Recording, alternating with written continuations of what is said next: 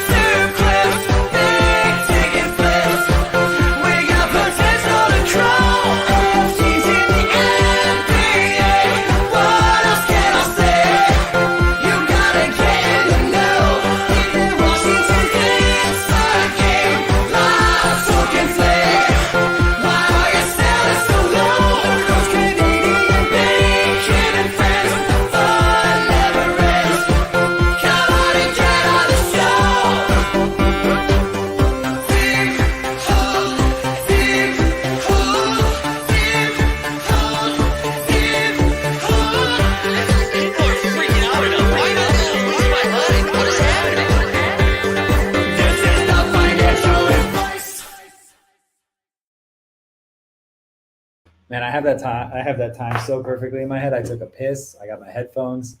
Literally walked through that door with 1 second to spare. Let's go. What's incredible is I was very excited to open solo with just you by yourself, and I mean with just you and nobody in the chair. And that was the idea. Yeah. As the theme song Oh. ended, there you are. Oh, I've heard that song 950,000 times. So I got It's right in the back of your head. How's everybody? Before we get in, and again, I can see my Wi-Fi being shitty. Before we get into everything, how are we doing, boys? How's post Comic-Con, post Disney Plus? What's going on? Exhausting. Absolutely exhausted. Greg, how are you? We just had a presentation that we did yesterday where we had to get up in front of a full audience and speak like IRL. About some of the titles that work on. It was a lot. It's been a lot back to back.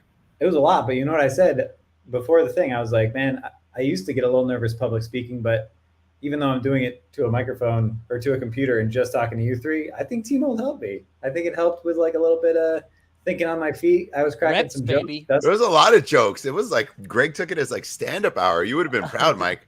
Type 5. Did you? Was pre-written or in the? It was exclusively about Top Shot, and they were like, "What is Top Shot?" So we're here to talk to you about NFTs. Yeah. I was like, "This is an FGLE audience, everybody." You want to lose money on YouTube clips? We got you. Come on over. Yeah. Wow, that's good. Well, good to have you guys back. The people have missed you. I've missed you. It's nice to see you. I know, Greg, we don't really have you very long, but yeah, no, I'm leaving immediately. But I wanted to say hi. Well, we're glad you're here, Greg. When Candy? So rare. August 2nd, baby. August 2nd. The Candy's doing its Run It Back. They're doing their own version of Run It Back. There we go. Griffey Jr., Frank Thomas, like a lot of the OGs. I'll do a show around that. Awesome. But until then, enjoy your basketball. All right. Thanks, Greg. See ya. Amazing. Or are you staying? Okay, yeah, he's leaving. He's leaving. Dustin, what's going on with you? How are you doing, man? I'm very, very tired. It's been a lot. I got to hang out with Greg yesterday though, and that was a lot of fun. We got to some shenanigans in the office, but just been out of this so long, and just props to you for still grinding these streets. I know you mentioned this morning that it gets hoarse now by the 17th show of the week. But yeah, it's been busy. Work has been nuts, trying to stay involved where I can and jumping in, but not much on this side. I've been following a lot of stuff from afar. I've been seeing all of the announcements. I see all this stuff on Twitter. So I try to stay up to speed on all of that with Top Shot and everything else. Well, so the original plan today, and I mean, we're still going to do this, but well, I was excited to talk some UFC because I Yeah. wanted to. We get like the big UFC 277 this weekend, and they've been doing some fun stuff. And I wanted to talk Yeah. Champions Club, and I think we're still going to do that in a little bit. But Yep. did you see any of the announcement today around sets and stuff like that? Yeah, I read through the blog. I think I still need to digest it because I was Yeah. doing things in a hurry, but I read through all of it. I saw like locking things up, you'll get rewarded and certain things, and it's sparked a lot of debate, is what it seems like.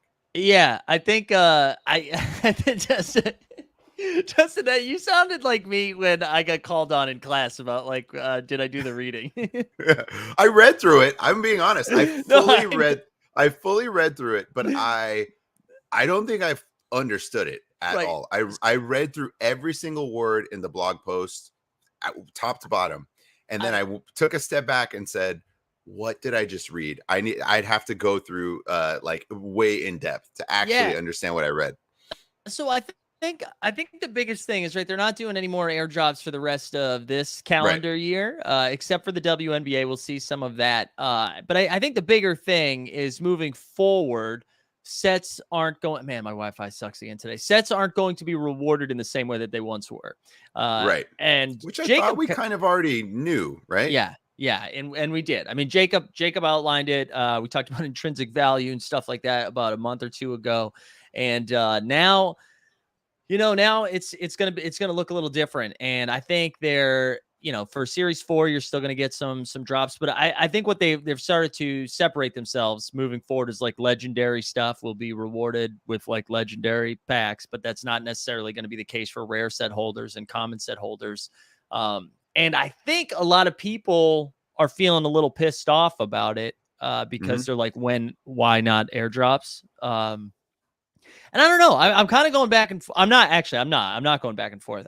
They told us this is what was going to happen. And so I'm not surprised that this is what's happening. I do think there's something to be said. And I tweeted this out today.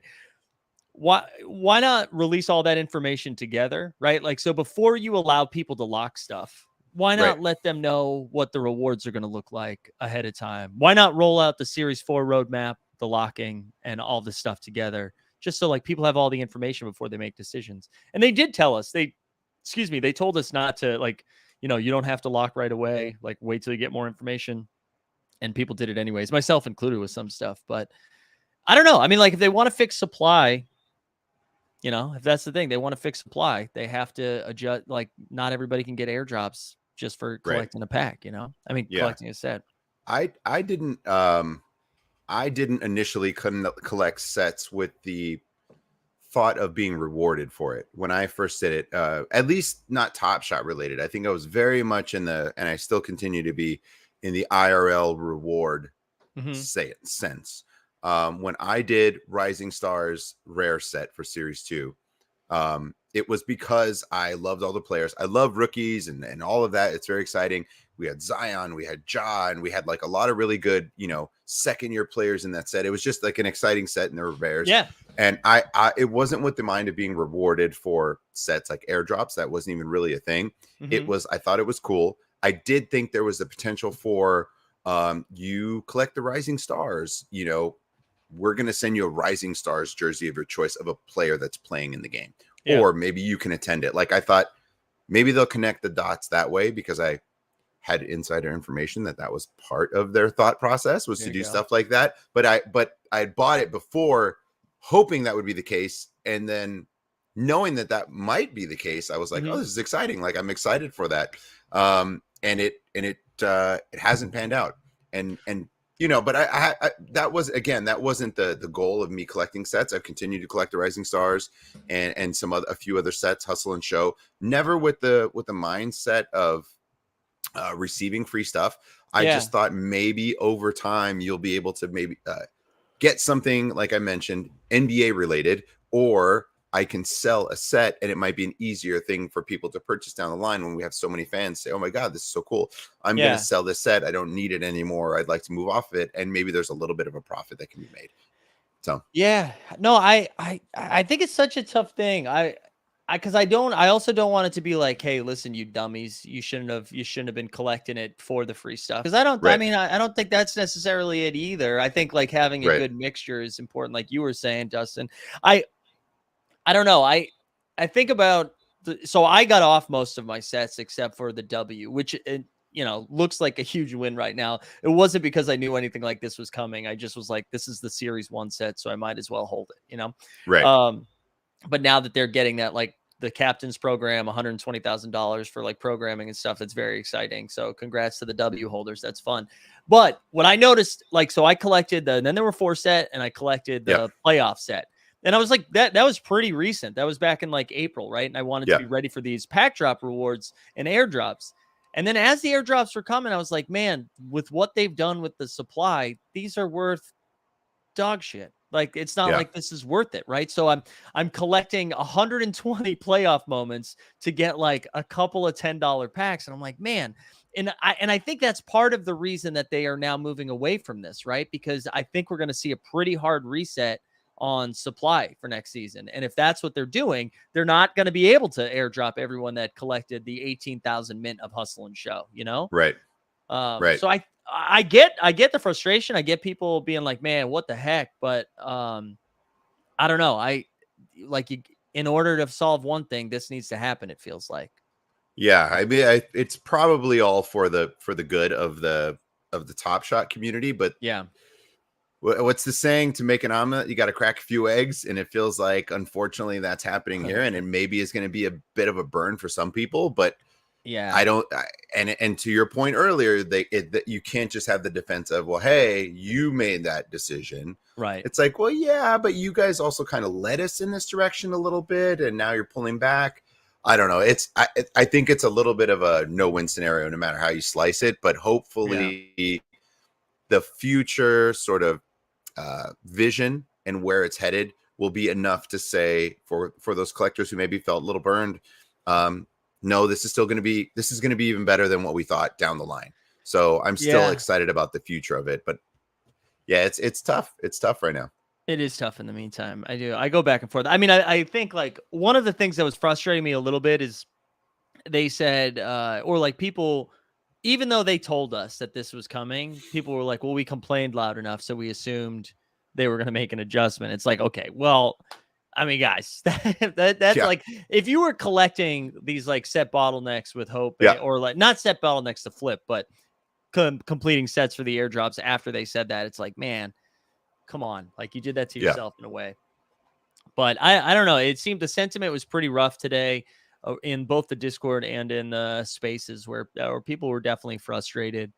I think we'll feel a little bit better once the roadmap comes out. But again, that's where my honest feedback is, why not do that all at once? Why not do that together? Why not get the roadmap out there? Why not get the set rewards out there and locking all together? Same thing I said about TSS when they told us all these things, but then the things weren't ready yet. And I'm like, why? Just like, why make this so much harder? It feels like so much is on the fly and reactionary instead of we've mapped it out. This is what's taking place. This is the date we're going to announce everything, so everyone has a clear picture of the rules and where we're headed. And even if you're holding back a few things, right? Certainly there's stuff that you need to go along the way. But if you can at least deliver something clear with a clear picture going forward, it feels like things are well thought out, and it doesn't feel like it's reactionary. Yeah, I agree. Oh, it said John JM Dubs, as Skeets has called him, says ultimately right, but feels like the whales are only getting rewarded. Yeah, I mean, I guess so, right? Because for collecting a legendary set, but I don't know. That's kind of what they told us. Like, and that's not going to continue, I don't think, for forever. I think it's in the that's great. Captain America with a Stash, by the way, is what's they called? The Gray Man? Is that the new Netflix movie with Ryan Gosling and Chris Evans? There you go. I don't talk about other studios on this show. Oh, you're not allowed to do that? We're ready to talk about The Chef, though, because it's in the family. FX yes, Hulu, Chef. baby. Yes, Chef. Yeah. I think I think if all this information came out together, it'd be a little bit easier to handle. Yep. And I still, it feels like they're going in a much better direction than when than the direction we were heading not too long ago. I will say, Brian Foster put something in the chat, and I did see this tweet as well. I'm going to pull it up in a second here. But while I pull that up, we'll win Series 4, huh? Let's get a little giveaway going. Like the stream, subscribe, win Series 4. Let's get that cooking. But Janie I had have a question. Yeah. Will Series 4 drop before the end of the year, or will it take place in 2023? Oh my God. No, it's gotta be. I think it comes out before the season starts. I think if we get it in like the next month. Okay. Ooh, look at Janie retweeting. Watch her work. Look at that. Shout out, watch her work. Which, by the way, listen. If anybody's watching, I think the Watch Her Work crew probably should be the WNBA captains. You know what I'm saying? Yeah. Oh wait, what did you share? What did that one series for? There you go. G Dunn still paying attention at work. Where is this tweet? Okay, here it is. So she said, been seeing a lot of comments about not being able to use locked set moments for flash challenges. You definitely can. However, if you don't want to lock a set because you're waiting to sell the moment needed for the flash challenge, then you're playing checkers, not chess. I don't also great gift there by yes, this is good. What's his name? I'm gonna blank on his name. But a great character on Parks and Rec, right? Wasn't he like the best? He was the best. John something. I keep wanting to say Bander, but that's a different comedian. There's Kevin Fortune in the streets. But yeah, what do we think that means? Let me pull it back up again. What do we think that means? I'm not reading anything beyond what it says, that yes, you can still use those moments for flash challenges if they're locked. But if you're trying to sell the pump, then don't lock certain moments. Don't lock certain sets, because in the way that, Mike, when you bought 17,000 DeJounte Murrays, yes, the thought was he's going to start being a part of these. You were reading where it was going. Okay, flash challenges. Who's this? They use a TSD. These are going to maybe pump. So in your mind, would you have locked those 17 DeJountes? No. The point was that you were going to try and sell it. So if you want to get a little bit of ROI, maybe you don't lock certain things, or only lock things that you do not want to sell. Like I am not going to sell any of my Lakers moments. I love having the team sets completed for those. I'm not going to sell them no matter what they pump. That's just what I want. I'd rather own the Lakers team set and have those boxes checked. So I have no problem doing that. So if a moment pumps like an Austin Reeves, I'm not going to be pissed that I can't sell it. Or I'll buy a second one that I am comfortable selling. Like we talked about this too. Zion. I own multiple of those TSDs because I think that's going to pump at some point. Guess what? Yeah. I'm not going to lock it. I'm going to try and get a little ROI back on that. I definitely agree with what you're saying. I think this might be saying, well, this is just how I've been reading it though, right? So I'm almost seeing this as that the set rewards might be, like, you're not seeing it yet. The set rewards might be worth more than the flash challenge reward or the flash challenge pump. But again, that's me creating my own expectations, but just reading into it. Also, Milo saying, Jeremy Jam, you got jammed. That was the that's what it was. But I wanted to know what his real name was. It's killing me. Maybe she's saying that the rewards are good. She thinks they're going to be great, but I don't know. I don't know if I want to take that risk on some things. Yeah, I don't know either. But the checkers to chess comment, I kind of like. I think we need to be telling people they're dumb. I mean, that's not what she was doing, but I like that idea. Glazer, thank you. John Glazer, thank you, Stachunk. That was really bothering me. Clearly. But I think if anybody, how many DeJountes do you have left now? Rocker in the roll says only two. Clearly Rad Dad though is the one who is positioned the best because he always buys 5 or whatever the saying is. So he's ready. Of every set, by the way, not just of each moment. Yeah. Ooh, 3D chest is that means the rewards are actual chess pieces right there. What if we said you're playing Scrabble, not Wordle? Is there like it's like an alt current phrase instead of chess and checkers, or like Scribble? Like Scrabble and not Wordle, right? Oh. Isn't that what? Yeah, like you're playing. Scroll? This is like that's the big boy one. The big boy game. Word up. That was a game where you could like play Scrabble and build towers. B Foster says, if packs are 29 to 59, are we looking at this differently? Well, that's the thing. I think that's what I think like that is the goal. I'm not saying that they're going to be 29-59, but that they're going to like packs are going to be in more demand than they were in this past series. Anyways, I think Quardle, not Wardle. There we go. Greg. Thank you. There we Gino. go, Greg. There you go. Kunk City said, didn't they do a challenge a few months back that rewarded? Sorry, that was it's okay. That was a good. That rewarded Rising Stars holders. I'm pretty sure I had all the required moments for the Flash due to holding the set. That's some utility, right? Yeah, sure. That counts. That counts. Anyways, I think it's something to monitor. Again, I think my only feedback would have been like, hey, that you guys could have put all that information out at the same time. Yeah. My only other feedback, if I may, is just don't tweet. Just don't tweet. No tweeting. Just don't tweet. Don't tweet anything. Well, so then we don't have you mean people from analyze. like the most recent thing? Yeah, like just don't tweet. Like I get tagged in a lot of stuff about a lot of the things I'm working on. I just don't respond. Like I know answers to things. I know reasons why. I know a lot of stuff. Just don't tweet. Like don't tweet. Don't try and open it up. I don't know. That That information will be there when it's there officially.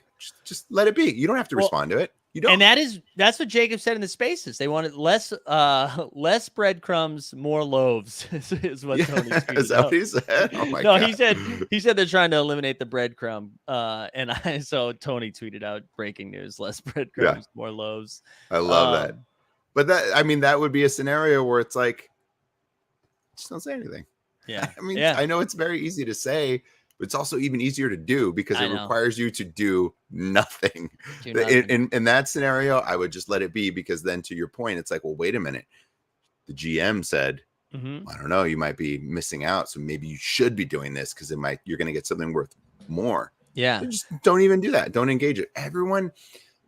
And this may be a real thing that she's just like, I didn't think people think I take as much as seriously as I do. Like, I didn't think it would have as much of an impact. Like, I've always been vocal and say things. And it's like, totally.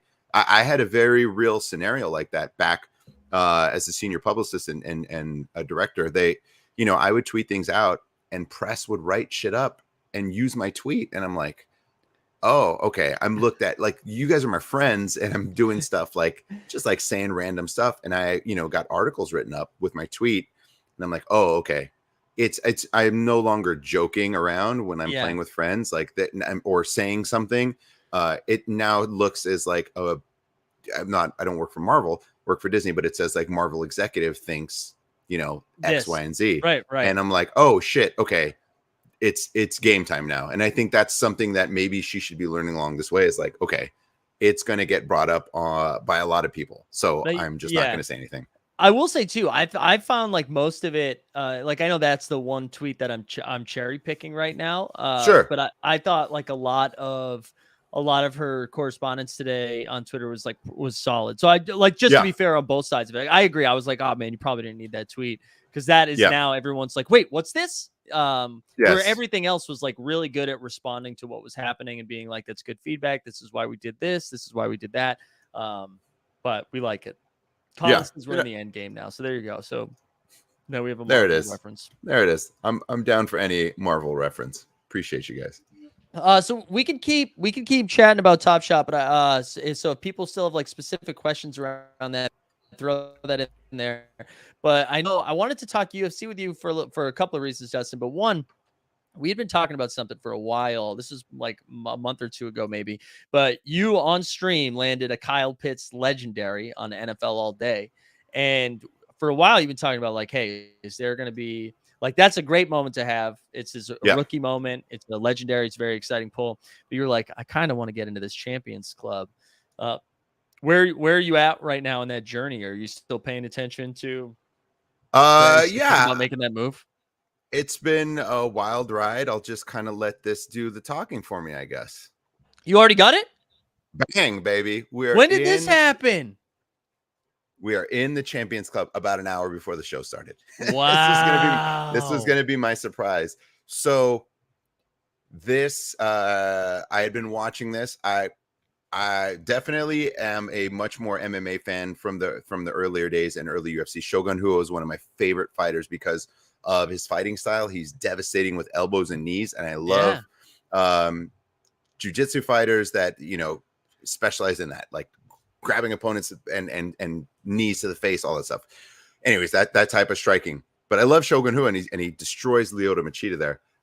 So what I did, look at that knee that Machida tries. Boom. What I did here, we bought some moments in Las Vegas, Mikey Zacks. Oh, we flipped the tour into this?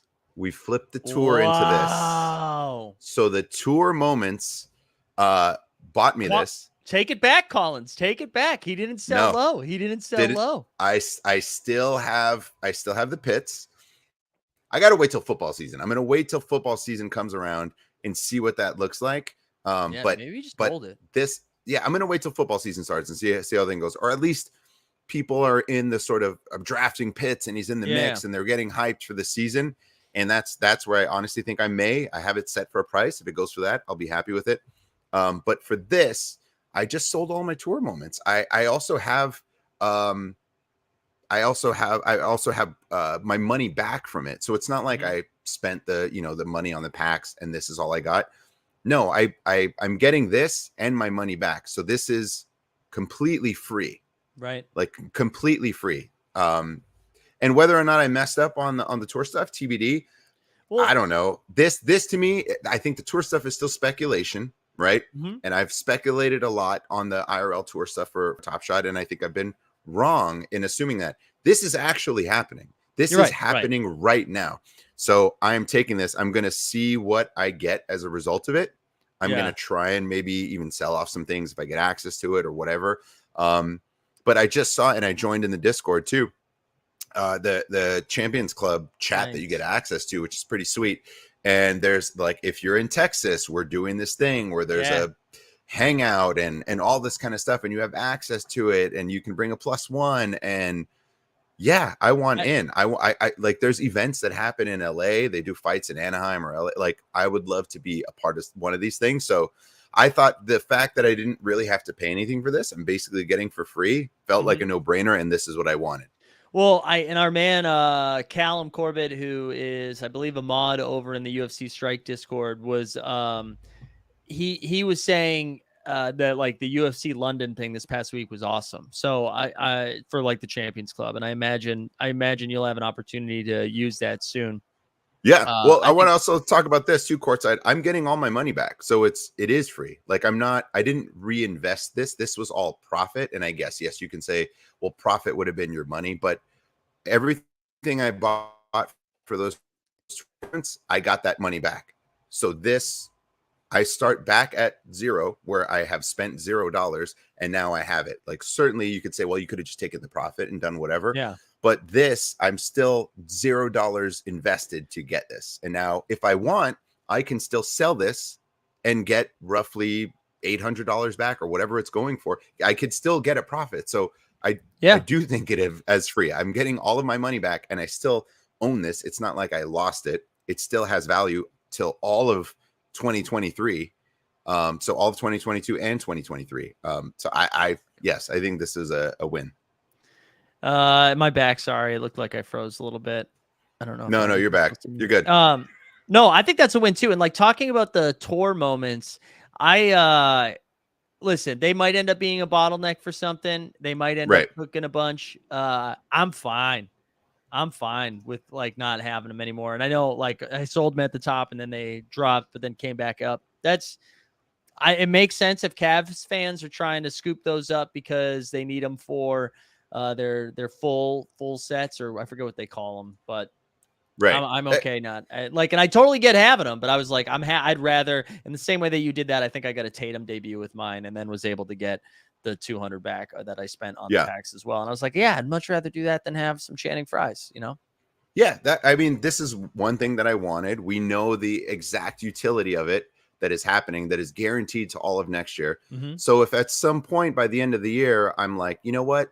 I don't really care. I don't really need it. Yeah. I can still sell it, get all of that money back, and I have my profit. And I've already gotten my money back. So it is free, and I still have profit just sitting here. That could potentially go up. I think on the show this morning, Veerman said that the 2,600. I know. That's what I'm waiting for. I'm waiting for it out here. But there's 2,600 of these moments in the market That's already, it. right? Yeah, that's it. Well, but I think they said, and they're only doing 3,000 of them. Mm-hmm. So my initial thought was like, well, I'm going to keep buying packs and maybe I'll land one.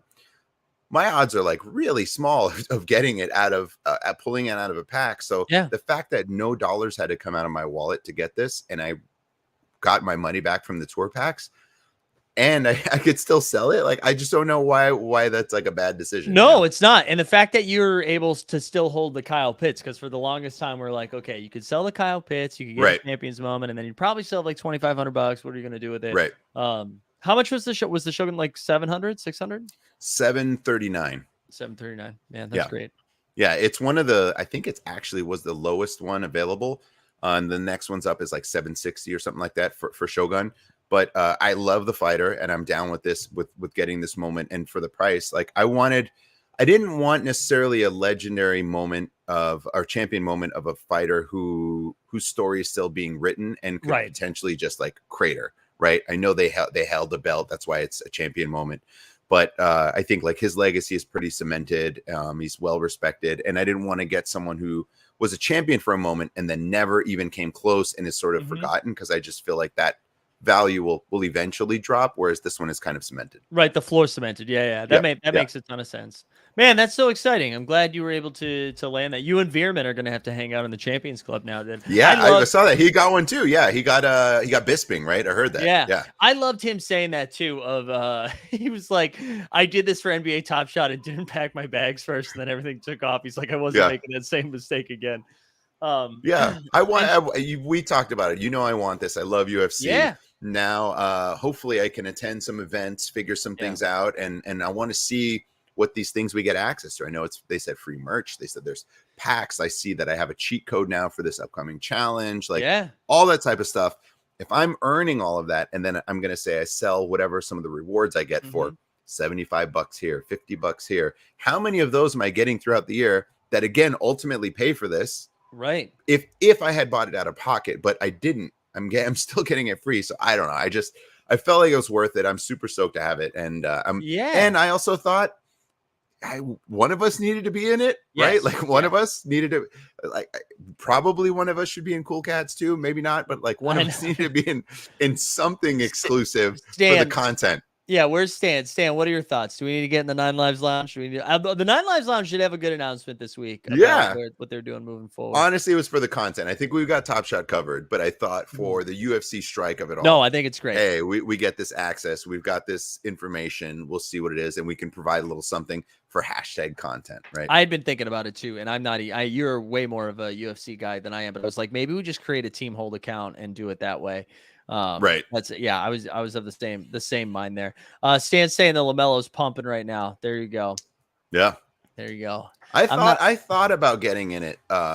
Cool Cats, right? Probably about 3 months ago, just saying, you know what? It is pretty low. Maybe 4 months ago.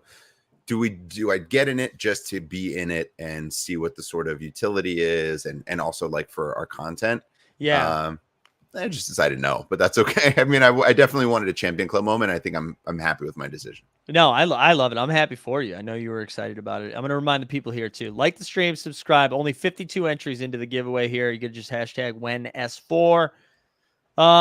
We got like 15 more minutes before, 10 more minutes before we there you go. Only 3,000 stamps minted as well. That was a big reason why. Yep. And we're at 2,600, right? So look at this. Thank you, Kunk City.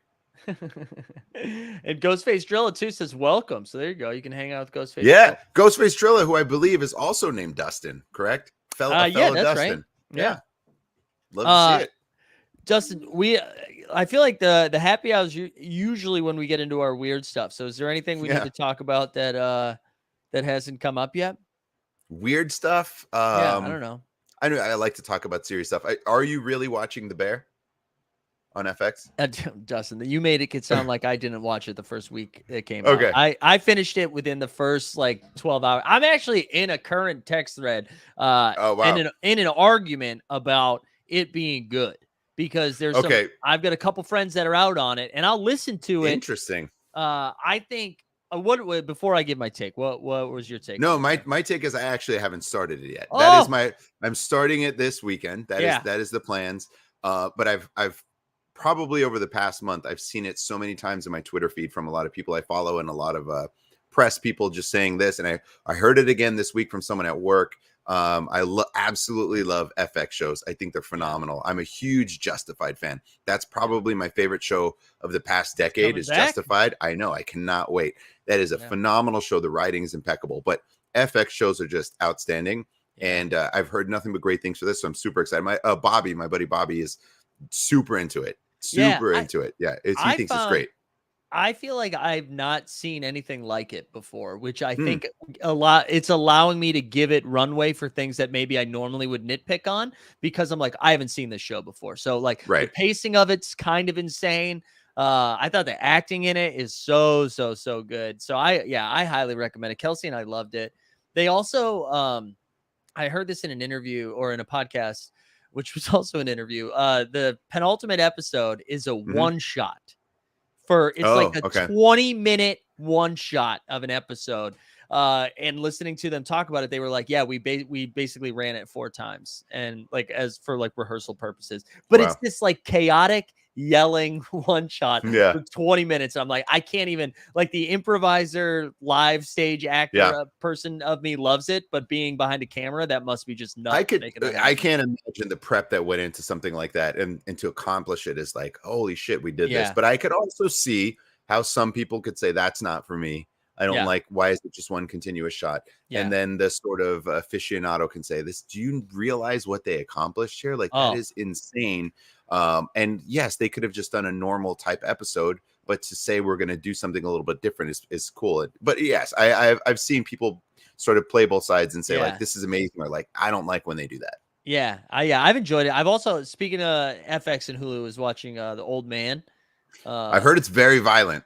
Yeah, it is. It is pretty violent early on, but then it stops being violent. I don't know. It's been it was while I was watching The Boys at the same time. So The Boys is very violent. Nothing compares to that. I was watching the recap of the seasons. I was going to start it, and every scene was just like blood splattering, like heads exploding, like just next level. And I got to say, it was fun having that, but now it feels like, it's a lot. We get it, guys. We get it. But I think they've chosen their lane, and I think if they don't do it, it just wouldn't be The Boys. So so it's fair. I'm also The Rehearsal. Have you watched any of The Rehearsal? No. It's Nathan Fielder's new show.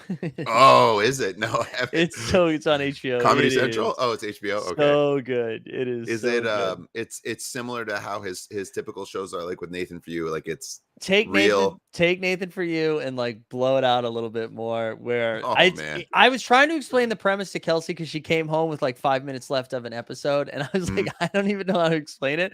But this is real life people, where he like poses something where they do like a full, so like someone wants to admit something to a friend, and so he builds like an entire replica of like where they would, it was going to happen at trivia night at a bar, so that he builds a replica bar, fills it with actors playing trivia hosts, and then they run it for like a month.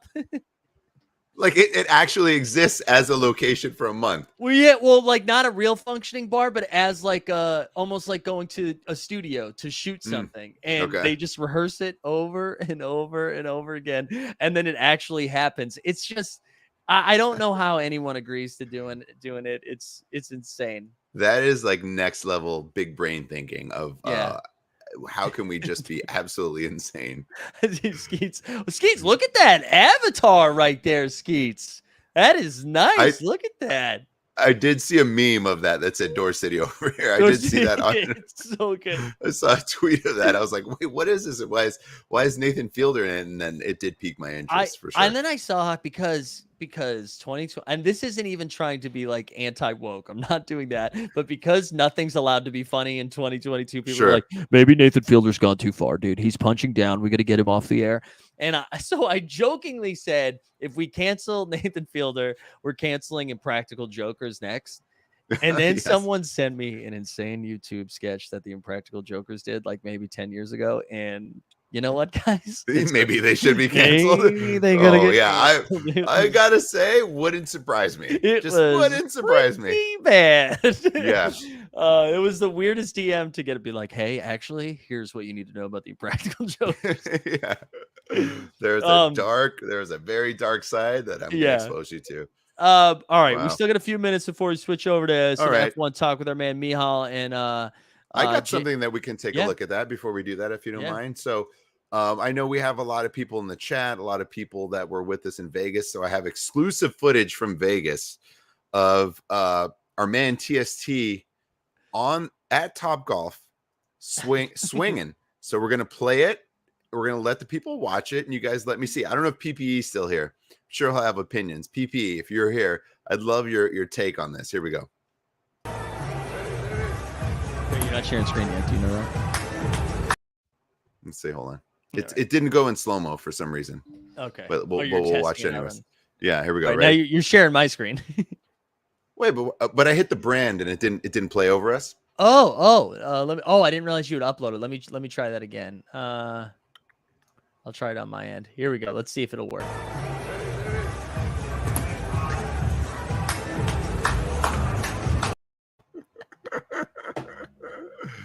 One more time. We get one. Yeah, one more time. Run it back.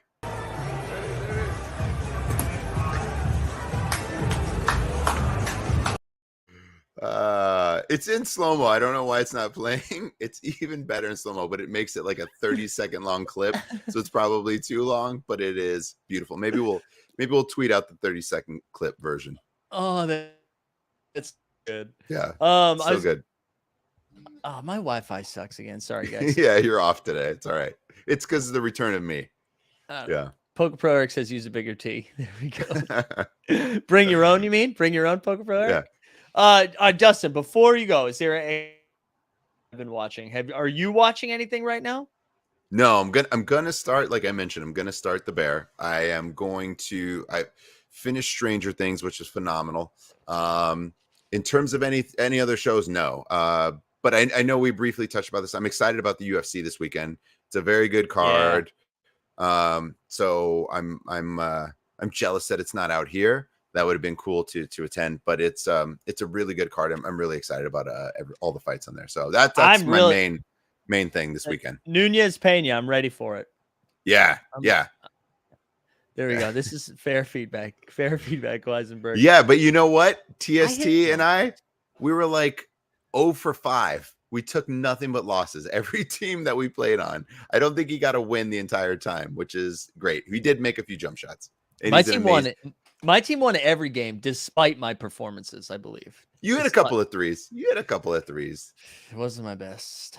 A couple of threes. Well, Dustin, man, it was good having you back. We haven't seen. I know you and G Dunn have been super busy, but it was good to have you back in the happy hour slot.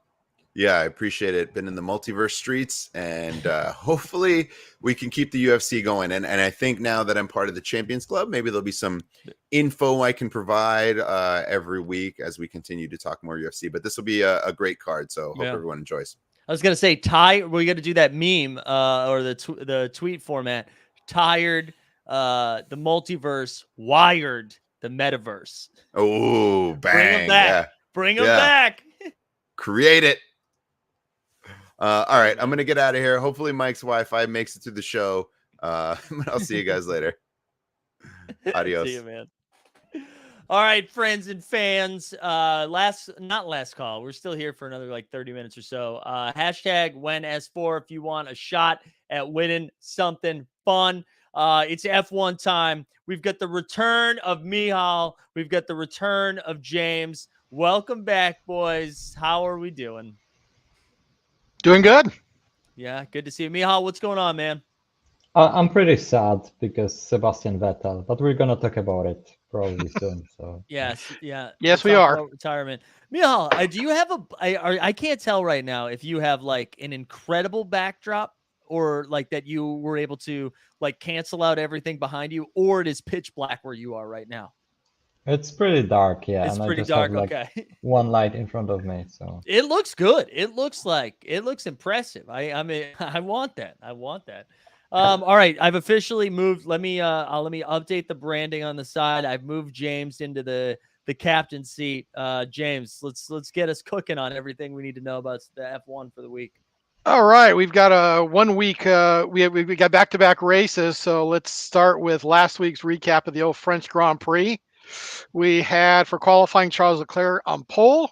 We had Red Bull second and third, and we had from the other Ferrari Sainz starting at the back because of engine penalties. And we've talked about this a couple of times previously, how these things are going to start to bite Ferrari in the proverbial keister because of the fact they have been burning through engines a lot faster than some of the other teams have.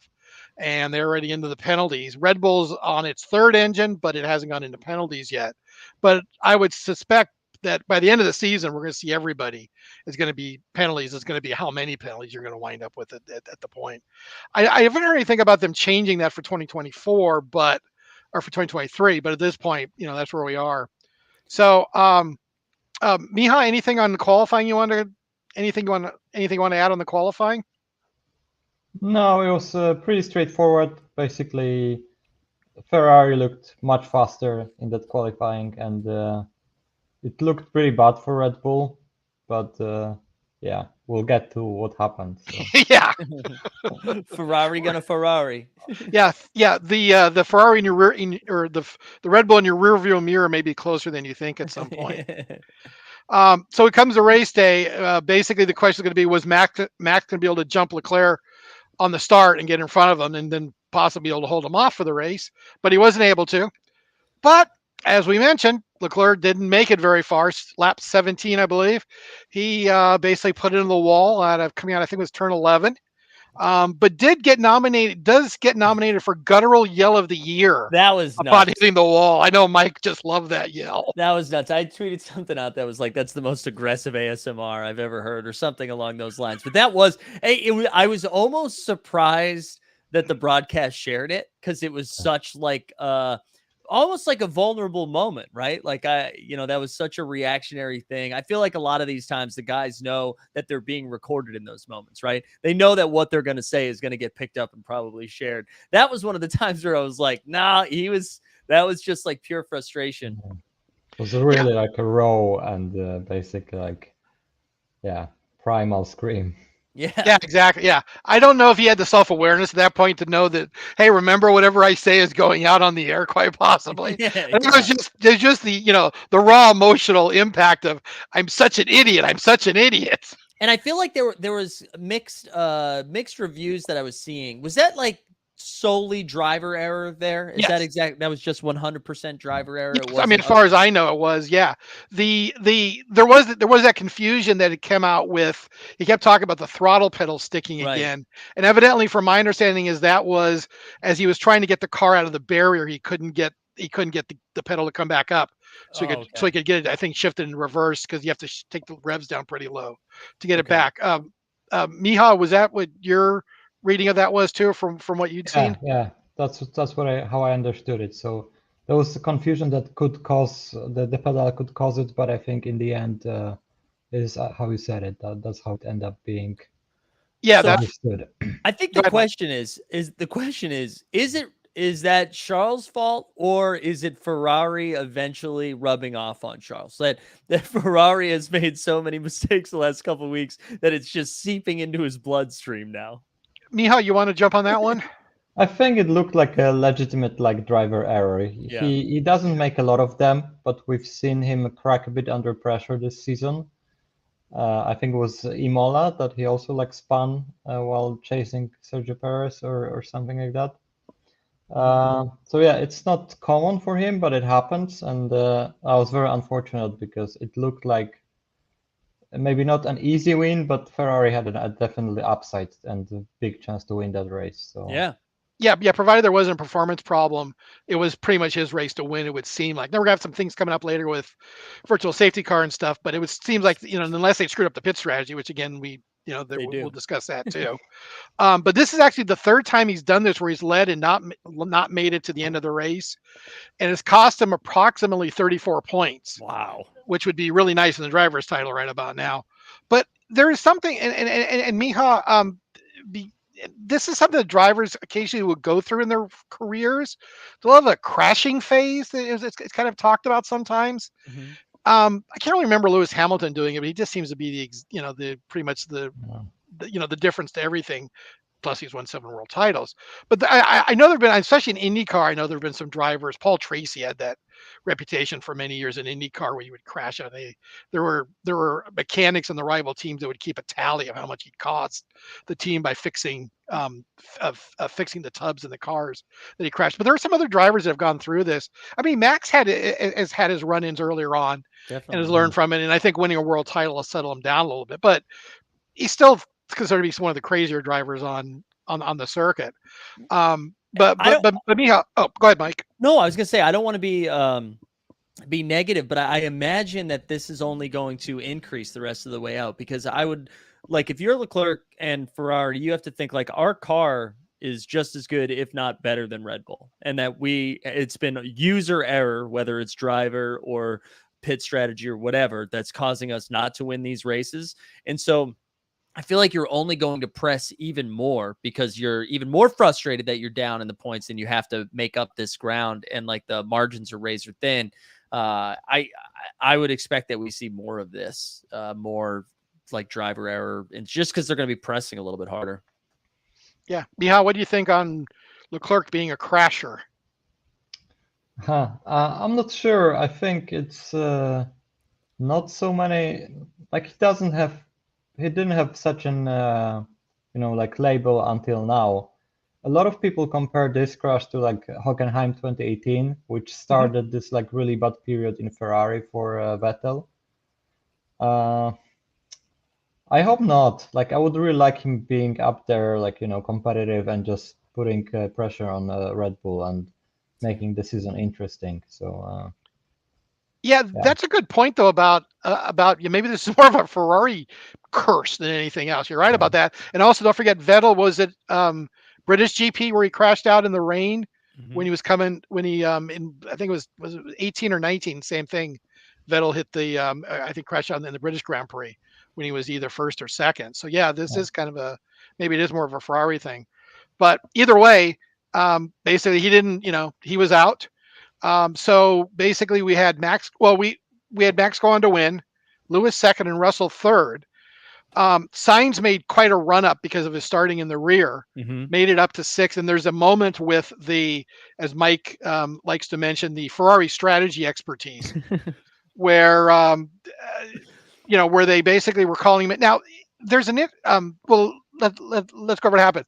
There was now remember the audio that they play are always delayed. Right. So it wasn't quite as egregious as it looks like on the screen if you're watching it. Right. So that was a little before, but still, he was still in a battle at that point. Making a run. Yeah. I mean, he was really trying to pass the guy. And it was unfortunate that they put it up literally as he was passing him on the front straight. That was like not really big help to them. What I didn't think was fair though?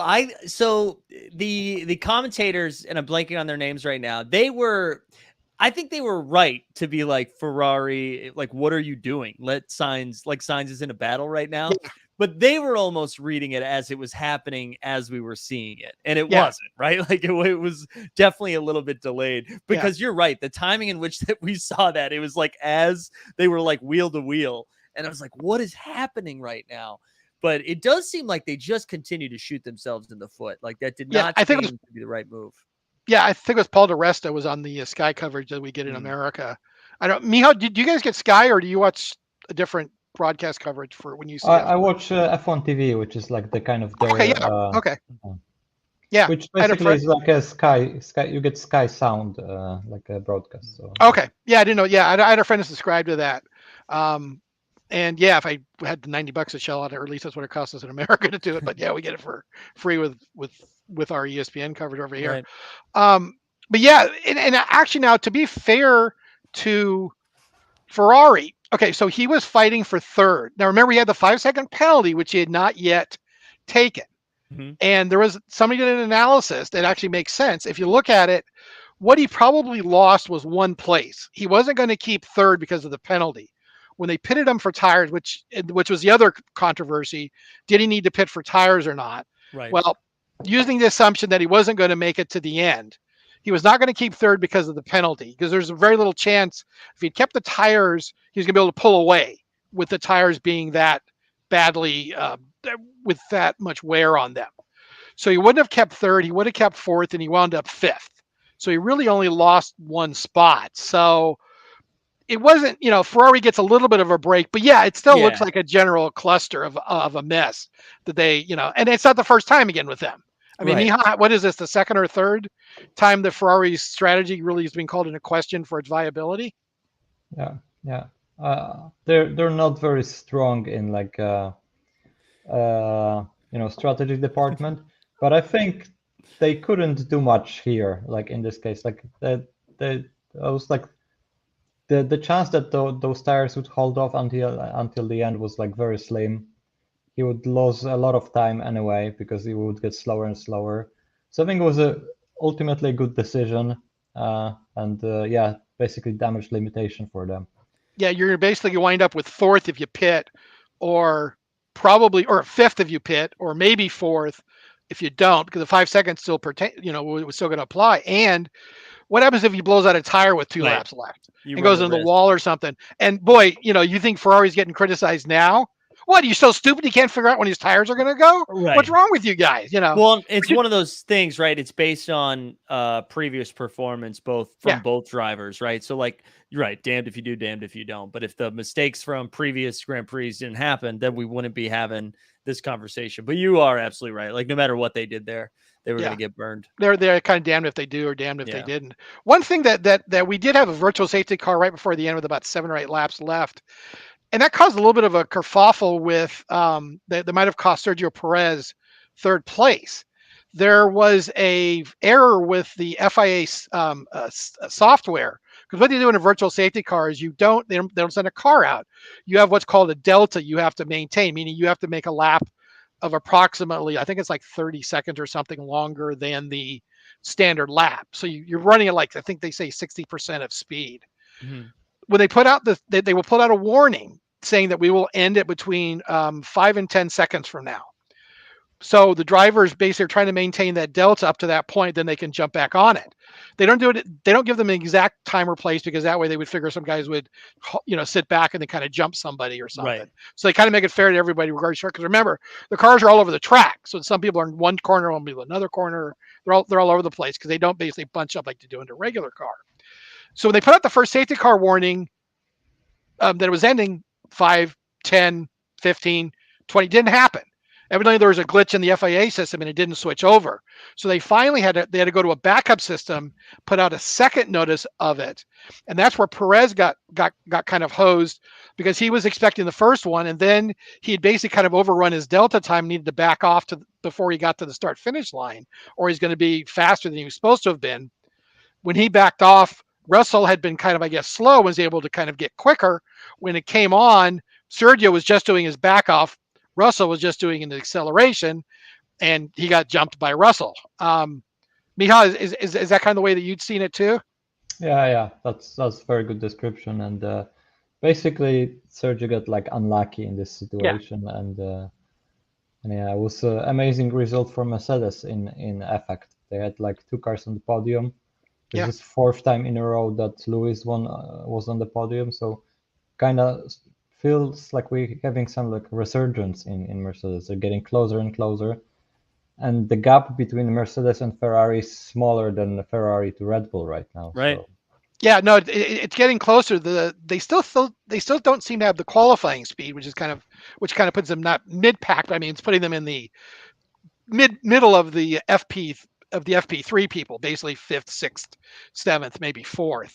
So they are. I think they still want to get that handled. But yeah, I think you're right. Their race pace is definitely better, and then they're looking a little bit more racy now, and they're obviously, like I said, able to pull off some podiums.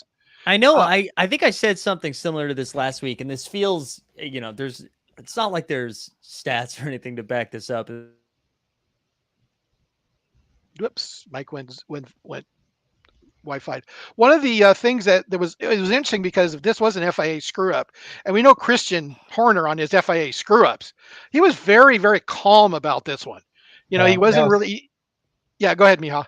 Yeah, I was surprised. He was very chill Yeah. about it. It was just like, yeah, Sergio got a bit unlucky there, and it happens. And I was like, that's not the Christian Horner I know. Yeah, I know. It was really calm. Mike Z, what were you Sorry, saying when you? sorry about that, guys. Yeah, The no Wi-Fi problem. went down. I was gonna say this is probably a very American take, but I said it's somewhat something similar to this last week, but that it seems like Hamilton and Russell are just straight out driving people, like, or straight up out driving people. That because it doesn't feel like their cars are as strong as the Ferraris and the Red Bulls. But they just continue to put themselves, like, if they put themselves in a situation, I feel like they're going to succeed. Like, very rarely are they going to have like drivers screw up, I guess is what I'm saying. And they proved that last weekend. Well, yeah, I mean, you have the GOAT, you have the 7-time world Hamilton. champion, who's possibly the best, and Russell is, quite, if he pans out, he's the heir apparent, and there may be a world title or two in his future too if he stays with there, and they can keep the team together and keep everything going. Yeah, But I think a lot of people were ready, like myself included, to turn the page. They're like, hey, Mercedes had a great run, but guess what? It's now Red Bull and Ferrari season, and Mercedes will hang around in third, and they'll fight with like McLaren and Alpine, and that hasn't been the case. I mean, they're putting themselves in position. I mean, they're not going to catch Red Bull, but they're at least putting themselves in position to hang around. Well, yeah, they're definitely going to be the number 3 team, and which is Yeah. Mihal, there's a couple of interesting um, radio captures with Toto trying to calm down Russell a couple of times when he ran Sergio off the track, and basically he was upset about he went off the track. I deserve the spot. I deserve the spot. And it's interesting because you really think of Russell. I think of Russell as a real calm guy. And it's interesting though that he gets really. I mean, I know that's racing and they get hyped in there and type of thing, but it was interesting though. They don't generally bring Toto on to calm somebody down. That's kind of a rare thing. Yeah, that was like because he got really fixated on it, and I think they need to like slap him in the face and like focus now, racing, and Yeah. we see it from outside. It was like nothing wrong, right? And yeah, because like drivers have this like very tunnel vision. They maybe don't see everything what's happening around them, and sometimes they need that help. But they always like kind of argue on the radio for the sake of like, I don't know, FIA maybe hearing this and maybe like reacting sometimes. And I think yeah, they even probably trained to do this just to like bring attention to things. Yeah. But I think they understood that Mercedes was like that's enough, and it's just like he's losing focus. Yeah, keep your head down. You can still get third, which you wound up doing. It was very Like- whiny. It was very whiny. That was It was like I was like thinking just shut up, I know, Yeah. you are wrong. You're right. Yeah. It was funny because no one had a worse arc, at least for me personally, on Drive to Survive than George Russell, where like I started that season being like, yeah, man, good for George Russell. I hope he gets a crack at Mercedes. And by the end, I'm like, man, shut up, George. And that's kind of how I felt. He somehow, and I don't know if we have this in the notes, but I found him to be whinier than Lance Stroll, who said this weekend, I think it was this weekend, can you guys just leave me alone? Well, Sainz, what was it? Wasn't Sainz the same thing with Ferrari? With talking about, like, no, I'm passing, leave me alone. I mean, it wasn't quite a Kimmy comment, but it was, But yeah, Stroll's one to talk. I mean, he's not the greatest. I mean, he's not bad, but right. He's the kind of guy you think that has reached his, what was it, the Peter principle? He's risen to his level of incompetence. I mean, he's basically at as high as he's going to possibly go. Yeah. I'm sorry, he's probably not going to win a race. No. And I'm sorry, Dad, but he's not going to become world champion. I mean, I know Lance, I know that Lawrence is investing billions into this, but it's not going to be world champion. I'm sorry, I don't care. You can't buy the kid. He's not that good. He's decent. I mean, he's not Latifi. I mean, he's not a billionaire's kid who probably shouldn't be there. And there have been, and in history, there's been a lot worse drivers than these guys. With only 20 spots on the grid, you kind of gotten rid of some of the real. In the old days, you have to have, literally the rich Playboy drivers that would be in there that were just there because they had enough money to buy themselves a seat for a couple of races in some cases. But let's wrap up the French Grand Prix. Anything, Mihal or Mike, you want to add to it? No, Mihal, go first. Yeah, Mihal, go. No, I have like general thought about the Paul Ricard, the track. It's doesn't provide amazing racings usually, although there's quite a lot of overtakes this year and last year, but somehow the racing is a bit madder. But it's always like makes me dizzy looking at the, this like white and the red and blue lines. It's just like really confusing. Very French of them, though. Mike? Yeah.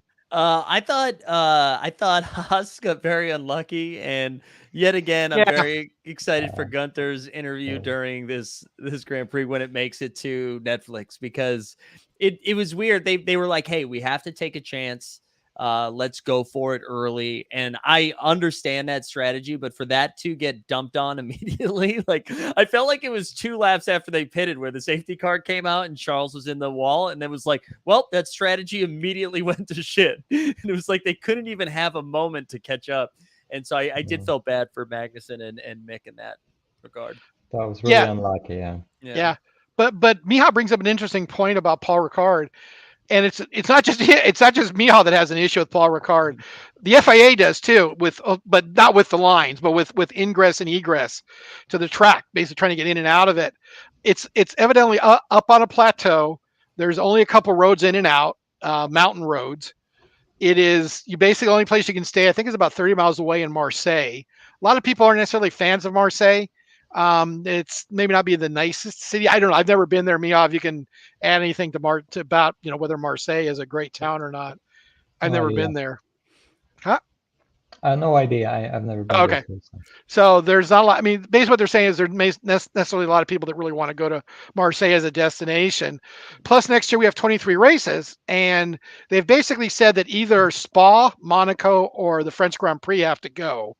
Monaco is Monaco, and it's got tradition, even though they don't really like the track. And dealing with the organizing committee there is evidently very difficult. The same gentleman, I think, for the last 50 years has run the organizing committee. He's a friend of the prince's, and it's pretty much been, you don't understand. We're Monaco. You need us more than we need you. And someone's waiting for Liberty to tell them, well, no, we don't really. So have a nice day. Because there's not much you can do with that. Is you can run your historicals race, but you're not going to get an F1 race. But everyone likes Monaco. It's glamorous. They bring sponsors there. They sign a lot of deals there. So they like it. They like Spa because it's historical. It's still one of the last great racetracks, whereas you actually go somewhere. You're just not running laps around the pit area like you do in a lot of the tracks these days. There's actually where you used to go. So, I mean, there used to be a 9-mile phenomenal track at Spa. Wow. It's like 3.5. It's almost, I think it's like 4 miles now. But it's still a beautiful track up and down through trees, through flatlands. It's really interesting because it can rain on one part of the track and not another part of the track. Wow. And so Spa, even though last year was a debacle with the weather, will probably stay, which means the French Grand Prix is possibly the odd man out because of the fact they don't like it. They evidently have an out. So watch for that as we go forward, whether France stays on the on the schedule when they put it out for next year or not. Well, they got to keep Monaco because I'm hopefully going to be out there. Right. So yeah, please keep Monaco. So for the Zakarian honeymoon, they have to keep Monaco. So we'll make sure we send a tweet out to Liberty to make sure that gets done. Thank you. Miha, would you have a preference of the three if they got rid of one of those? I probably would like Spa to stay. This is my favorite track on the European side of things. So that would be my vote. Yeah, no, I would agree with that. I love Spa. Spa's one of my 2 or 3 favorite tracks just because it's just so cool with Eau Rouge and all that stuff. A little dangerous at times, but it's still, it's still pretty cool. They significantly fixed the Eau Rouge this year. They did some you're right. renovations that did like really wide runoff area there because there was a lot of accident in recent years that were like really scary. So I think there's one decision. Wasn't there a bad one last year in the W Series? Yeah. Then like 4 or 5 cars got caught up in it because they just kept coming up the hill and crashing into the pile there. They weren't getting the flags out or they getting word to the driver. So yeah. So again, short week. We've got race back to back. We did have some news leak out as far as future collaborations. The long rumored Porsche Red Bull tie-up for 2026 has been leaked out because of documents that have to be filed with the 30 countries in the EU. And one of them makes them public. I believe it's Monaco or Algeria. I don't know how they're in the EU, but they are. And they evidently put their stuff up for public viewing. And so somebody got a copy of it and then published it, and then everybody got a copy of it, was able to see it. Oddly enough, this was supposed to be announced at the Austrian Grand Prix, which would be Red Bull's semi-home race, and it isn't. So they haven't finished the I's or dotted the I's or crossed the T's yet on it.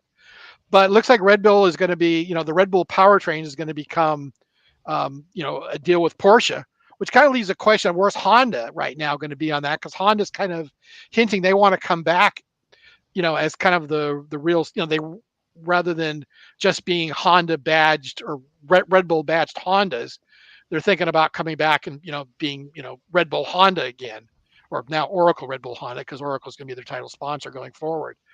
It'll be interesting because they could be, the odd supplier out, but also Porsche coming in. Michał, what do you think of Porsche? I mean, is that something that's going to generate a lot of interest, or not? Or, well, what do you just generally think? So the delay is because Porsche is basically waiting for the 2026 engine regulations to be like set in stone. They want to know what they're getting themselves into, and there's been delay like setting up those regulations. So I think they're waiting with the final signature until this is set in stone. Yeah, I think it's basically like a win for everybody. Like Porsche wants this this kind of F1 exposure. F1 wants to like have more like racing brands in them, and Red Bull will always happily get some like unload of the costs in the engine department. So it looks like it's a score for everybody, and Yeah. Well, and Porsche's, I mean, Porsche was in there before, wasn't it, through the tag sponsorships and the tag engines back in the McLaren days, right? Yeah, they also had their own kind of engine back in the, I think, 80s or 70s even. I don't remember. So they had like some previous Formula One exposure, but they've been gone for many years, and now they're looking into. And also another brand from the Volkswagen Group, the Audi, is looking into getting into. Yeah. They had like some talks with McLaren to getting like stake in the company, and I think this didn't work out. Yep. I don't know where is it right now. I heard some rumors about Williams and so on, but Williams wants to, I think, sign the engine deal with Renault, so that could complicate things. So it's they want in, but they don't have like a good vector to get into. Yeah, evidently, I've heard some rumors too that they're working, Audi's working, trying to maybe buy Sauber, which seems to be a common company everyone kind of buy. Yeah, I don't think the McLaren thing went anywhere with Audi, unless they're going to simply do it as an engine supplier. But you're right. I've heard that they want the same thing about them wanting to hook up with Renault for engines going forward. They would be the second team on there with them. But yeah, Audi is still there, and evidently there was a change at Volkswagen. There about a week ago, the Volkswagen managing director got tossed out, and the guy that replaced him was the head of Porsche, which is good because he was one of the people that was pushing to get Porsche into Formula One. So it doesn't seem like from the executive level that's going to be, that change in management is going to have a change on the effects of Porsche coming in and possibly Audi with two Volkswagen brands, like you said, coming in. So, Mike, we were talking about Audi also possibly joining in addition to Porsche. That's an additional Volkswagen brand. And we were also talking about the Porsche had been in Formula One previously before. So this is coming back. Plus, maybe outside of Ferrari, it's probably the second best, or maybe the best, like in endurance racing, name brand in racing. It's got, cachet up to yin yang. And, basically like in Le Mans racing, when you get down in some of the some of the amateur levels, probably half the cars or more are basically Porsche GT3 type cars. That's what I was going to say. I imagine anytime a big name like that comes back into play, it's only good, right? I can't imagine there's a lot of downside to somebody like Audi or Porsche coming back in. No, absolutely not. I mean, it's a win for all. And Michał was right about, it is a 2026 engine regulation. They'd forgotten about that they haven't signed off on, and that's what they're waiting for to make sure, like you said, they want to know what they're getting into. But it appears they're just going to be as an engine provider with Red Bull. There also was some rumors about them as part of whatever the deal they make with them is they'd be purchasing 50% of Red Bull. But then also there was some talk that actually might have meant 50% the Red Bull powertrain business, not Red Bull team, which is separate from the powertrains. Mika, Miha, do you know anything about? Did you hear anything more about that as far as what that buy-in was going to be? So I think it was even different company with Red Bull Technology. That's kind of like like an umbrella company over all those companies. So they would like to have stake in this company. But like those are probably more like technicalities and like some financial technicalities than reality. They're gonna be a major sponsor. They're gonna be included in the name, and they're gonna probably involve in the engine, manufacturing and design, and that's the gist of it. And the rest is probably more like how to avoid paying as much taxes as possible. Fair enough. Did you hear anything though on that? If AlphaTauri is going to be included on the engine, that would just make sense. But I didn't see anything on AlphaTauri keeping or getting Red Bull or getting the Porsche engines too. Yeah, I don't know. I think AlphaTauri is generally a separate company that's kind of like owned by the Red Bull, the energy drink company, but and like very loosely affiliated with Red Bull Racing. So not sure, but yeah, we'll learn, because right now mostly it's like leaks and the details are sparse on that topic. Yeah, no, that's a good point. Absolutely. All right, Mike, you have anything else on the Porsche deal? No, I think you guys hit it. Let's go off to the Hungarian Grand Prix for this week. And hey, Mike, can you drop a link for the Team Hold Fantasy F1 game? I got it locked and loaded already. Here we go. All right. So everybody join in. Team Hold F1 Fantasy on the F1 website. I see Mihal up in second right now with the McRed Bulls. Oh, is that Mihal? Wow. Yeah. Congrats. There we go. Wow. Well done. This time I got to remember to do my Mega Driver this half the season. I'd forgotten completely. I didn't know it literally until Zakarian basically goes, wait a minute, he had the same drivers. How did he get twice as many? Oh, that Mega Driver. Mega Driver. Right, I forgot about that. Yeah, boy, I feel dumb when I saw that. Like, oh man, I blew a bunch of points there because I was like, how the heck did he get so much more than I did? I'm like, oh brother, read the rules, stupid. Read the rules. So, yeah. So I got to go over and change. I'm going to go check my lineup after this to see if I want to make any changes based upon some of the car improvements this week. But the Hungarian Grand Prix, and let's start off with what Miha talked about earlier, with the basically, interestingly, Sebastian Vettel joins Instagram. Sebastian Vettel uses Instagram to announce his retirement, so that's kind of interesting. Miha, what's your thoughts on Sebastian, four-time world champion, walking away from it at the kind of middle age of 35? I think it makes sense for him. He's a young father. He's got 4 world war titles. I don't think he's gonna get any more. He looked into that Aston Martin, that maybe it's gonna be like a good team that he can scoop up few wins, but it doesn't go the way anybody imagined, and I think he just like lost interest and doesn't want to spend more time outside of home.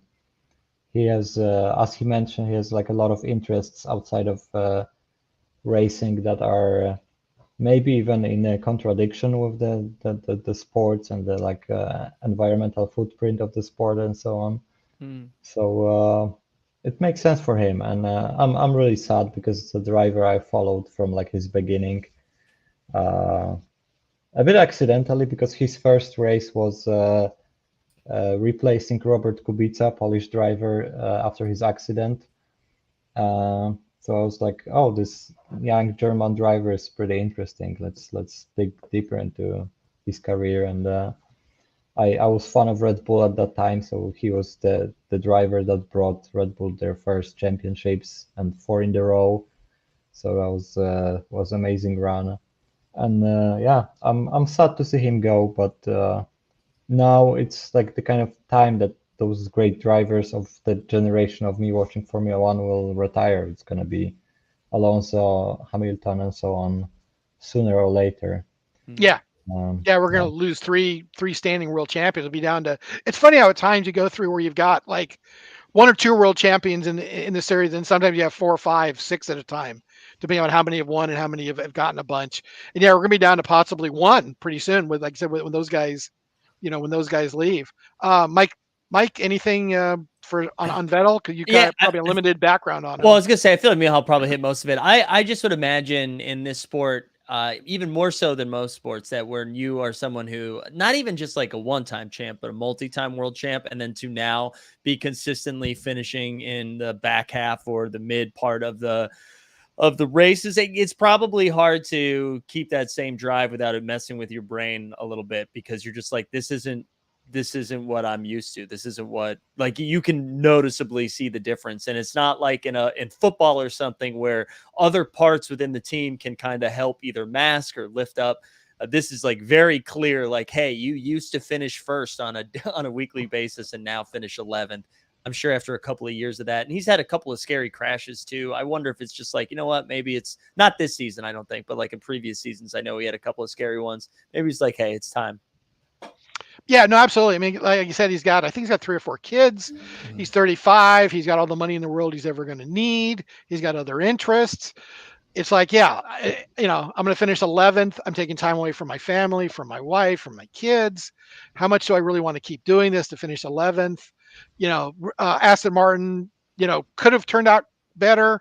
It's probably going to be a 3 or 5 year project. You don't think he's going to want to stick around for 3 or 5 more years. Yeah. So, timing's good. Let's go pack it up and go work on trying to save the bees up in Austria, or protesting the tar sand. You can see him next year at the Canadian Grand Prix, leading a group of protesters staying banned the tar sands or something.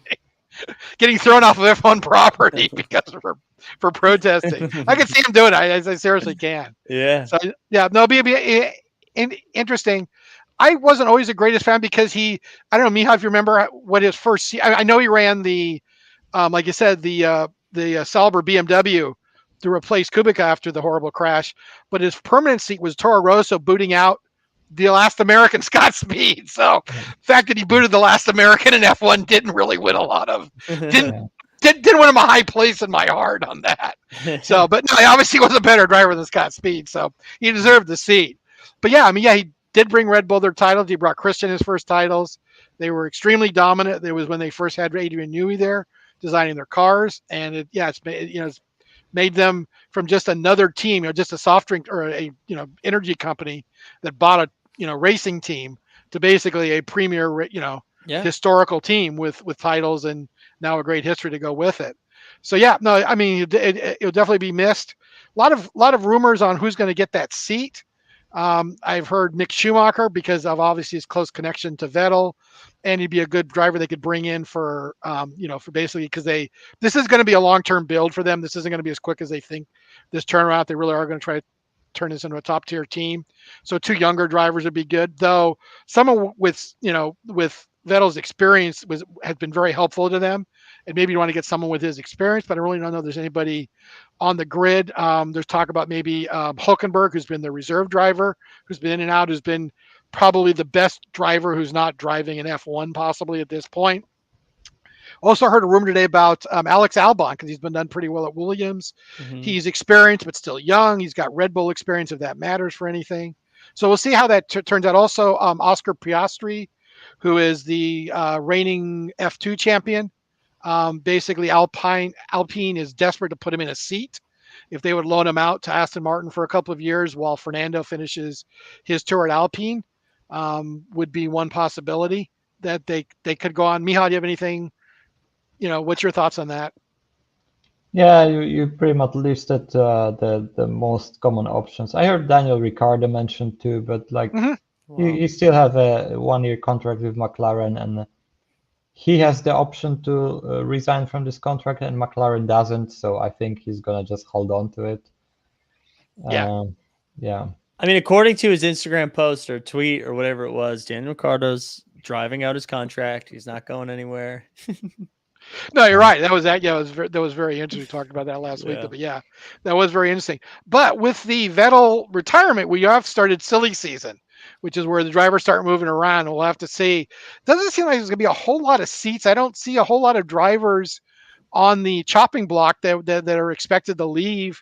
I think, like we said, Mick his contract, I believe, is up, but he's still part of the Ferrari Academy. I don't think he hasn't necessarily gotten the results that I think they would have wanted him to get in the Haas, but it's trending up right now. And as long as the Haas can continue to do better, maybe he'll be able to get some more point finishes this year. I don't see him getting axed. I don't think Haas has a greater replacement unless I don't think there's anybody in the Ferrari Academy that's going to be pushing him out right now from what I can hear. Latifi probably would be my guess as the driver that's probably most on a hot seat, because Williams probably doesn't need pay drivers anymore from what my understanding is of their finances. So they could bring in a real driver that would, basically kind of push them up. I think they're quite happy with Albon as long as he doesn't go somewhere else. So that would probably be about as much as I would see as far as driver movement. Fernando could retire. I think his contract is up, but I think he wants to stay at Alpine. I think Alpine wants him to stay. There's the Danny Rick, rumors, but the Instagram post should clean that up. Ferrari stable, Red Bull, I don't see anything happening. Mercedes, of course, not unless Lewis does a surprise retirement. Decide, wait a minute, this is going to take longer. I got 7 world titles. I got other things I can do. I got music interests. I got fashion interests. I'm producing a movie with Brad Pitt. I don't need to do this. I like playing with my dog. I don't need to do this anymore. Possibly could be the only one. I would really see through the rest of them. Ferrari's not changing anybody. Bottas and Zhao have contracts. They're either first year drivers. So Mihad, do you see anybody else you would think would be moving at the end of this year for the silly season? I don't think so, unless something happens, like the contracts are worth like as much as the paper they're put on, as the saying goes, and sometimes things happen and people just like buy out contracts and so on. But I don't really expect anything. Vettel resignation was a bit a surprise, and I think caught a lot of people off guard. So it's going to create some movement and some opportunities. But otherwise, I don't see much more happening, to be honest. Yeah, I tend to agree. Mike? Yeah, no, I think you guys hit it pretty much on that. Yeah, I was going to say JK said Mike got distracted by the spammy chat. That is what was happening. I was trying to mute our Naked HD game friend in the chat. Man. I know. It's too late in the week. I just don't have the wherewithal to do it. I understand. But absolutely. No, I thought you guys hit it. I was surprised by the Vettel announcement too, just because I thought with Sebastian being, I guess they did do it mid-season. I was going to say, but with Sebastian being such a oh man, my Wi-Fi is going to go out again too. I apologize, guys. But such a celebrated and decorated driver, I thought that would be like a year-long process. We're almost being like, here's the flowers to Sebastian. So I was kind of surprised to see that. And again, it goes back to, I think he just had like a couple of 15th place or whatever it was in a row, and he's like, you know what, fuck this, I'm done. This isn't why I got into it. I'm still fat. Like I know Ricardo said what he said, but I'm still. He's had a couple of good results in a row, but I still would not put anything past Danny Rick and the McLaren team, because I don't think any of them are happy with what's going down right now. No, the question is, what's his option? What else can he do besides that? I don't think Aston Martin would be a move that's going to help him. I don't think he's going to be better off there. He's probably in the 4th best team right now, and Aston Martin is not going to be the 4th best team next year. And I don't see, I would think McLaren is only going to get better next year. They could get worse, but I think they're going to get better next year. I would think they would be able to close the gap between the top 3 teams next year. So, and I don't see anybody else that's going to be pushing them unless someone pulls a miracle out of their hat or something, between now and next year. So, yeah. So where are we? We are at the Hungaroring in Hungary, outside of Budapest. Race started in 1986, first race in a communist country. The track is considered besides they call it Monaco without the barriers. Very difficult to pass, slower track. And it'll be interesting to see how much of the new 2022 regulations play into this, making the cars more passable.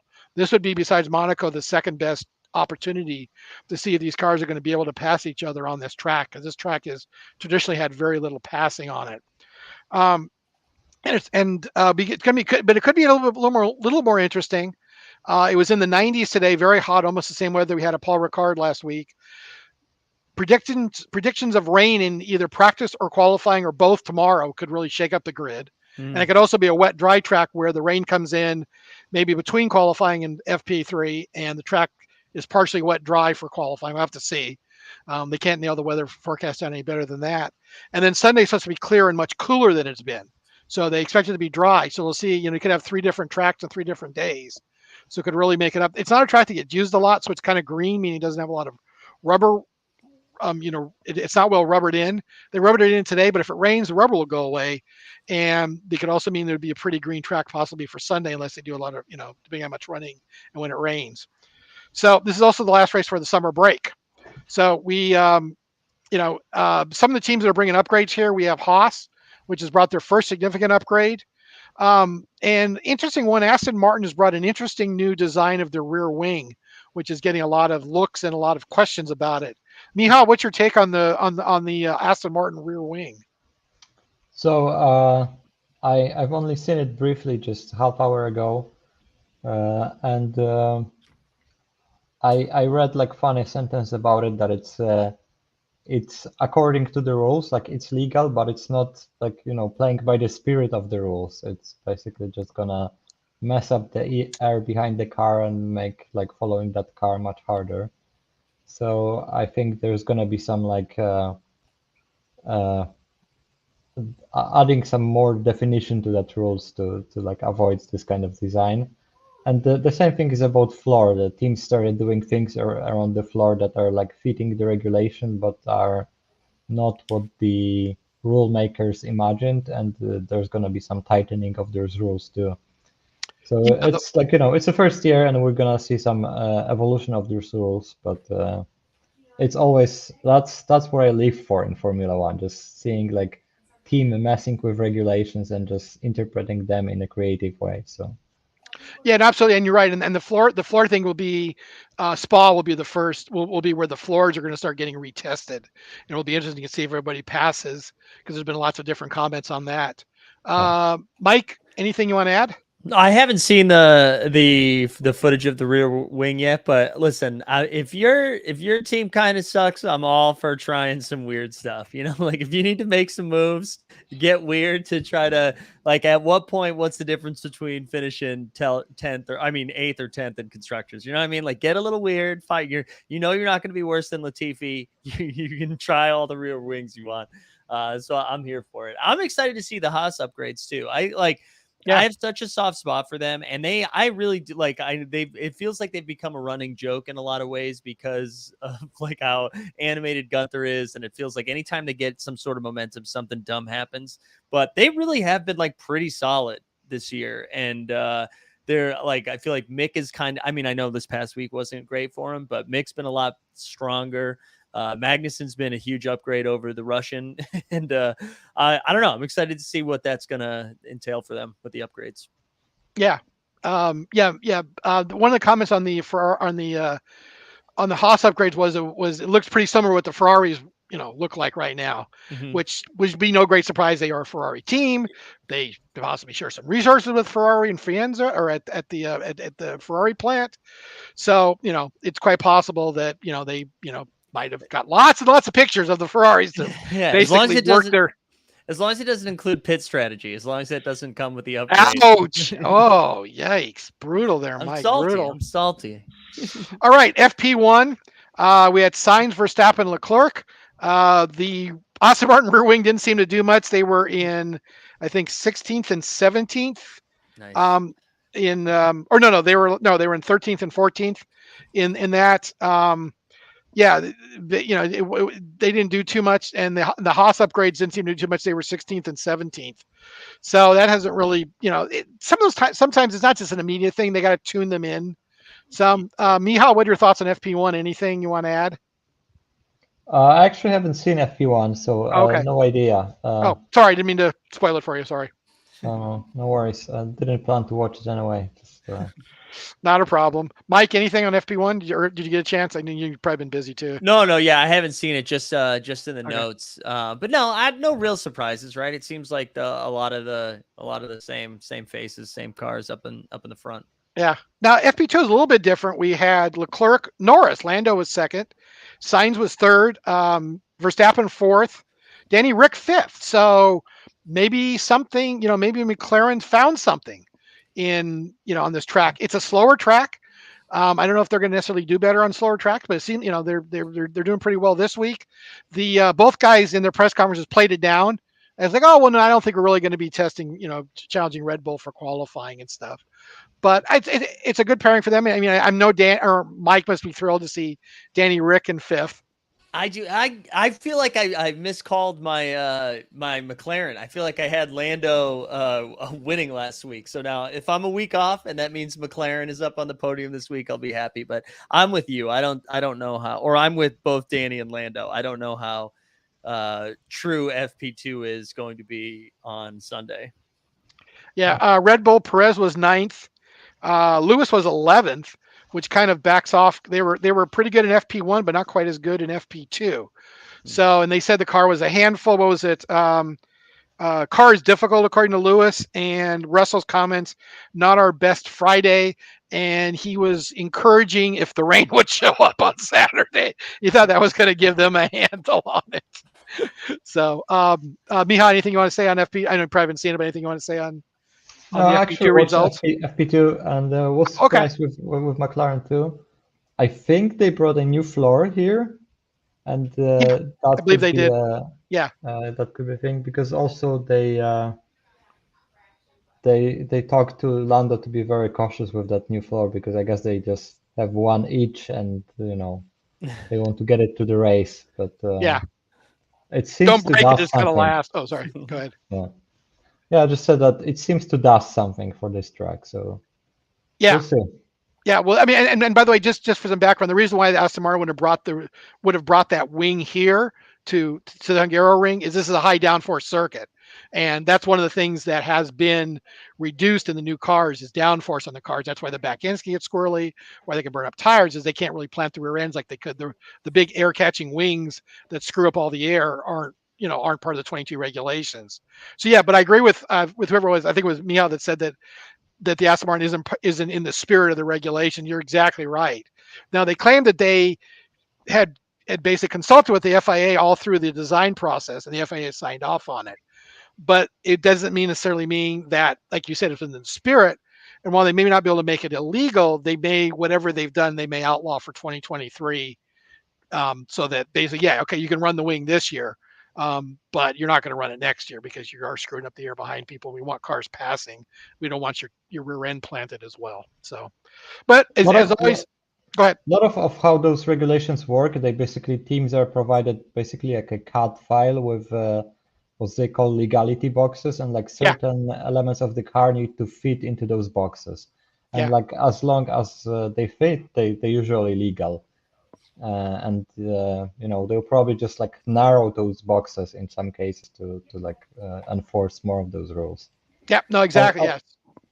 Oh, go ahead. Sorry. That's interesting, like an online course with Will Toet, which is like aerodynamic like designer for Sauber engineering. And one of the questions that was asked during the course is like why the rear wings in new Formula One cars have this like kind of rounded edges.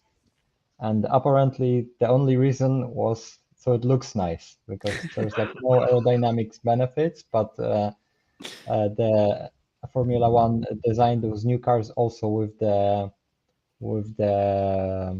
goal, so they're also like look attractive, and this actually causes a lot of cost in producing those parts, because like producing like rounded like carbon fiber parts is extremely expensive to like pull off. So yeah, I'm sure they have to burn. I mean, not burn, but I mean they waste a lot of material, I imagine, on that, trying to make the rounded end. Yeah. And that obviously adds the cost to it. It looks pretty. Well, there's always been a kind of a belief in racing that if your car looks pretty, it will go fast. Pretty cars go fast. It's kind of the unproven caveat or the myth of racing, regardless if it's Formula One or IndyCar or whatever, NASCAR. If your car looks pretty, it should be fast. So love it. But it'll be an interesting race. Let's finish up with predictions and get everybody out of here. It's been a long session for Mike. There we go. Mike, what's your 1, 2, 3 for the Hungaro Grand Prix, last race for the midterm break? You know what, guys? I railed against him all day. It's going Charles, Sainz, Lando. We're no Red Bull on the podium this week. It's going to go 2 Ferraris, 1-2, followed by Lando. I don't think we had a Red Bull last year either. Miha? I think I'm also give a chance Leclerc and put him on first, and I'm gonna go Verstappen and Russell. Pretty Okay.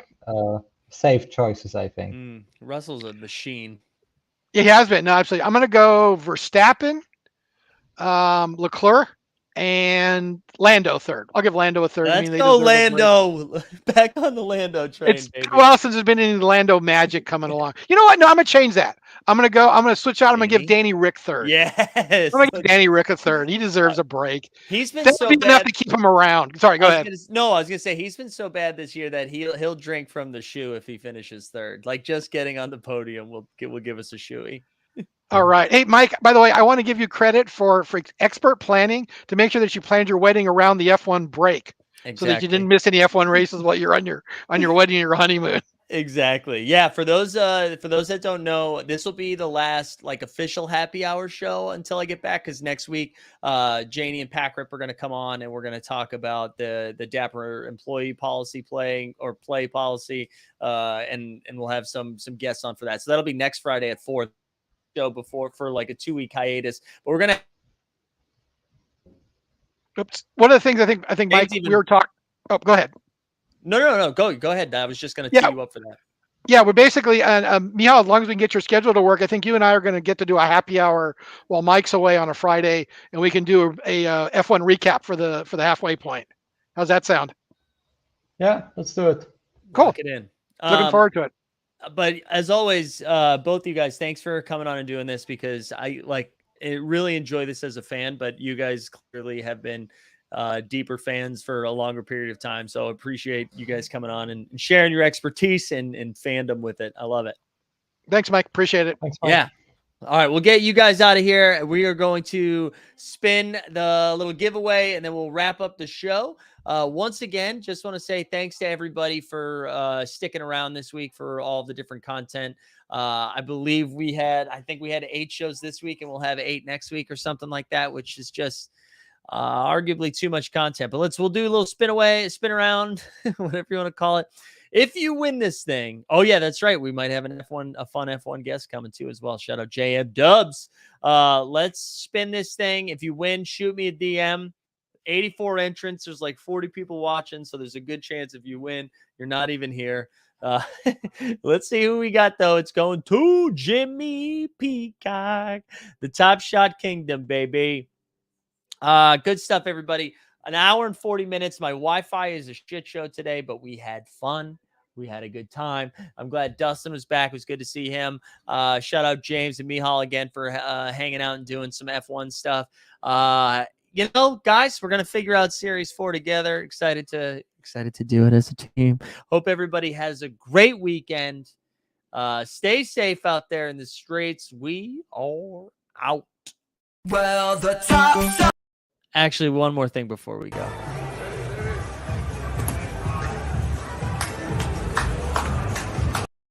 I love TST. We out.